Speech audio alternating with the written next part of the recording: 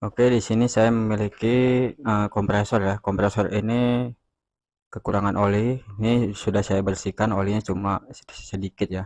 Dan di sini saya sudah menyiapkan oli untuk R134 ya, sesuai dengan freonnya. Dan di sini saya juga ada freon, yaitu produk Lea 390 mg untuk CRV 2015. Intinya freon ini R134 ya. Dan di sini saya sudah menyiapkan juga wadah ya, 220 ml, dan ini akan saya tuangkan ke sini olinya, cukup setengah saja ya. Nah, ini sudah saya tuangkan. Ini takaran sekitar 100 atau 110 ml ya, karena unit kompresor ini hanya membutuhkan sekitar segitu ya, tidak boleh penuh juga ya. Oke, ini akan saya tuangkan ke dalam unit kompresor. Oke, sebentar bang ya, ini harus sudah tidak boleh ada kandungan air ya. Oke, saya tuangkan dulu. Susah ya, tangan satu ya.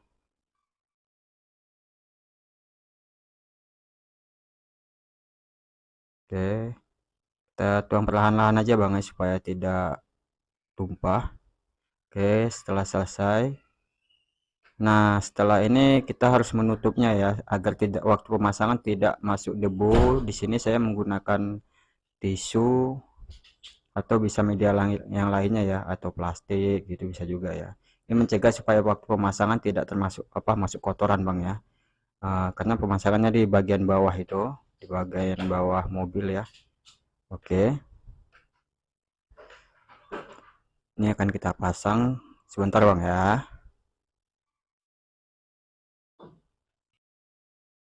Nah, ini unit sudah kita pasang ya, kompresor ya.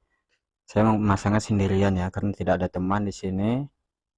Oke, sudah kita pasang, dan lubangnya pun sudah, semua pipa-pipa sudah kita pasang ya. Nah, saat freon kosong ini harus kita vakum dulu ya sebelum pengisian freon, karena di sini di dalam ini mengandung kotoran ya, mengandung udara, maaf, mengandung udara. Itu manifold juga sudah saya pasang.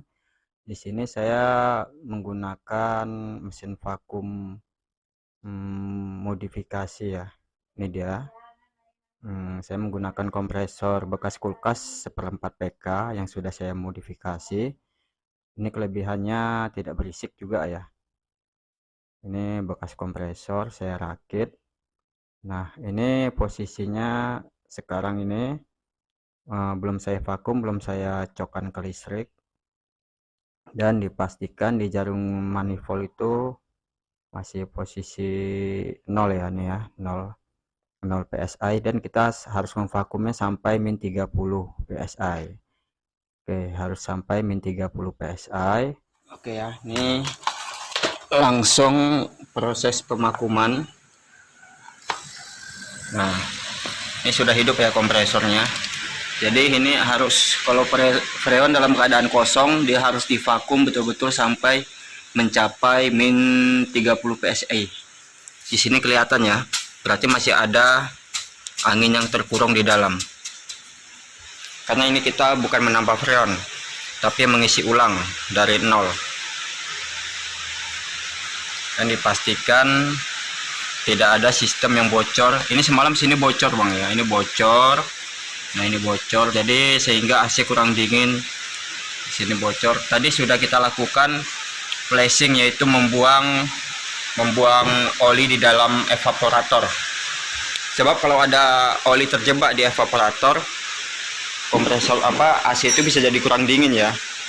Oke, ini sudah hampir mencapai min 30 ya. Dan untuk tandanya freonnya sudah kosong, di sini tidak ada lagi udara keluar. Nah, ini sedikit lagi ya, tapi kita harus maksimal minimal 15 menit sampai 10 menit. Ini kosong ya, udah pemakuman sebentar lagi selesai, tapi lebih maksimal kita biarkan dulu sampai 10 menit biar lebih maksimal, dingin pun lebih, freon tuh lebih maksimal ya sistem kerjanya. Dan di sini perhatikan Bang, jangan sampai ada bocor. Ini nanti kita bersihkan dulu ya, untuk keesokan harinya biar kita tahu freon itu keluar dari mana. Unit harus betul-betul kosong dari udara ya.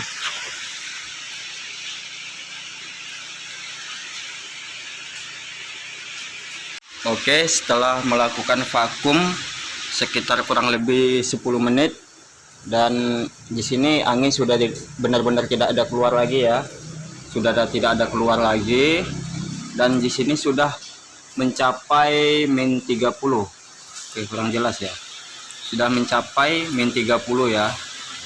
Oke, setelah itu untuk keran manifold ini, oh ya tadi lupa saya jelaskan ya, untuk keran manifold ini sekarang kita tutup yang rapat ya, yang rapat serapat mungkin. Oke ya, tadi saya menggunakan tangan dua ya.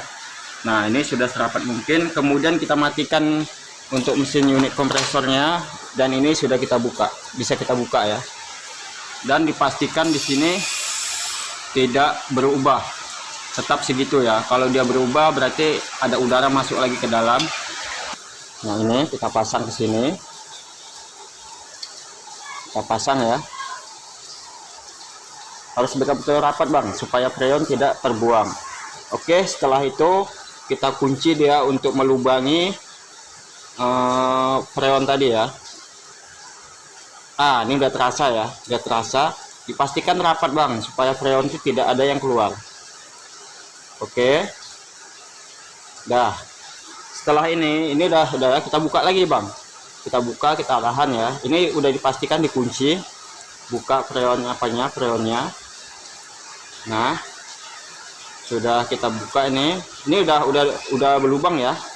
Kita pastikan tidak ada freon yang bocor. Oke, setelah itu di sini kita buang sedikit. Kalau kita sini tidak memiliki untuk ini kan masih ada udara nih di dalam pipa ini, jadi kita buka sedikit saja ya di sini, sampai kedengaran ya.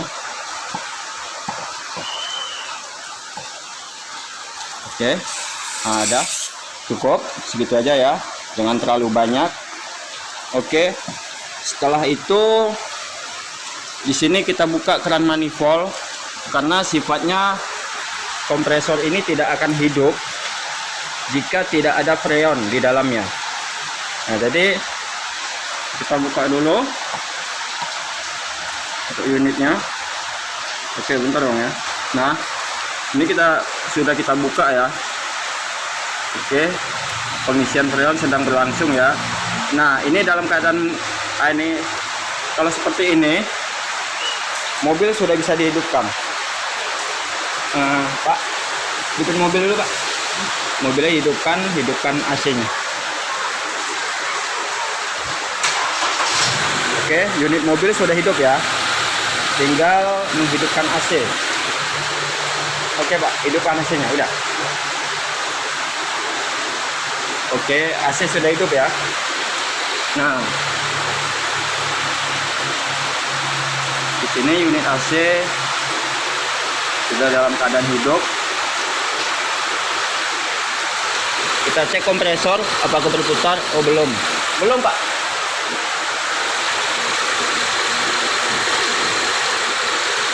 Oh, mungkin kurang freon masih Pak, tunggu Pak. Oke ya, kita tambah dulu ya untuk freonnya ya. Oke. Nah, itu unit sudah hidup ya. Nah, itu unit sudah hidup. Di sini kita sampai mencapai 40 PSI Bang. Cukup 40 PSI dalam kompresor hidup ya. Kita kunci. Oke, belum ya.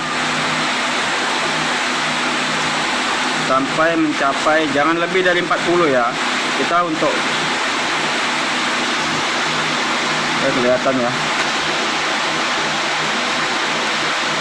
Oke, mungkin freon harus kita naikkan supaya turun ya.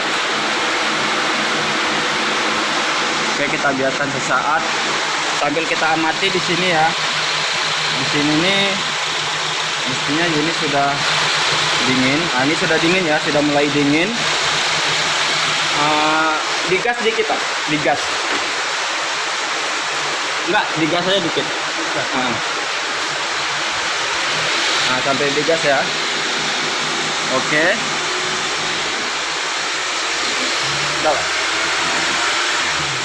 Oke, ya. Nah, di sini sudah mulai terasa ya udaranya, dan di sini udah mulai mengeluarkan embun. Kita cek untuk kapasitas. Nah, ini harus kita habiskan aja freonnya.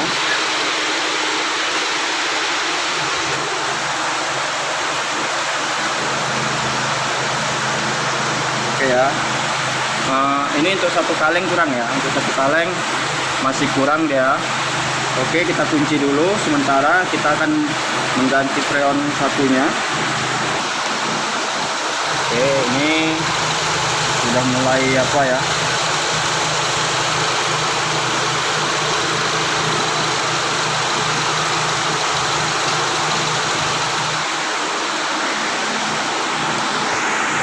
oke, ini untuk nilai minimum maksimum sudah mencapai ya, sudah mencapai. Dan kita lihat di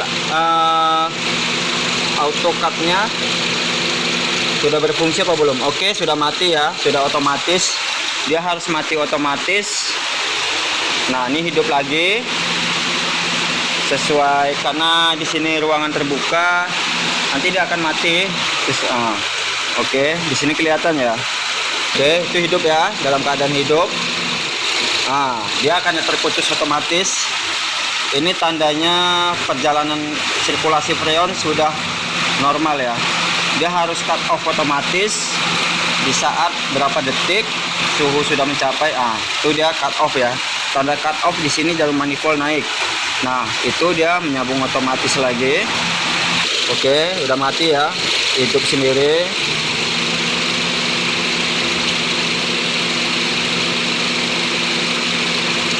Dia cut off itu biasanya ditandai dengan hidupnya kipas. Nah, kipas mati, hidup lagi. Oke, kita lihat unitnya di dalam ya, apakah sudah dingin. Nah, suhunya sudah mencapai ya. Di sini cukup menggunakan 1000 rpm ya. Nah,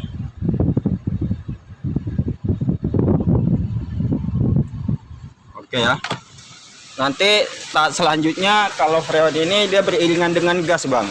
Semakin gas tinggi, semakin putaran freon itu semakin kencang. Yang perlu kita perhatikan di sini, cut off itu harus berfungsi otomatis. Itu mati ya cut off-nya ya. Dia tidak boleh hidup terus Bang. Itu hidup. Kita lihat kompresornya dia. Dia ditandai dengan kipas ini. Ini adalah kipas untuk kondensor. Makanya semakin dia berjalan, kondensor ini akan dingin, semakin maksimal kerjanya. Dan ditandai dengan adanya embun di sini. Ini sudah basah ya. Ini sudah basah, berarti sistem kita cukup. Untuk takaran manifold standarnya untuk CRV 2015 itu 40 PSI. Oke, untuk tahap kali ini kita sukses.